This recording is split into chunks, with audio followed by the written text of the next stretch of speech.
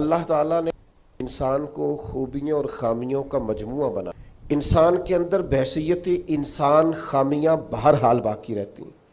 تو چونکہ اس میں خامیاں باقی رہتی ہیں تو ہمیں اس کی خامیوں، غلطیوں اور بشری کمزوریوں سمیت اس سے پیار کرنا پڑے گا. اگر ہم یہ کہیں کہ کوئی غلطی ہی نہ کرے، اس کے اندر کوئی کمزوری ہی نہ رہے، کوئی اس کے اندر بشری تقاضا باقی نہ رہے، تو پہلی بات یہ ہے کہ ہمارا یہ مطالبہ ہی سرے سے غلط ہے.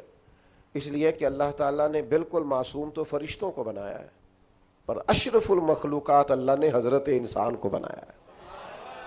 اس کے ساتھ اللہ نے یہ آزمائش رکھی ہے تو انسانوں کے اندر کمزوریاں رہیں گی. نبی پاک صلی اللہ تعالیٰ علیہ وسلم نے ارشاد فرمایا، جس آدمی کو غصہ آیا اور وہ اپنا غصہ نکالنے پر قادر بھی تھا لیکن اس نے اللہ کی رضا کے لیے اپنے غصے کو کنٹرول کر لیا، فرمایا اللہ اس کے دل کو امن سے بھی بھر دے گا اور ایمان سے بھی بھر دے گا.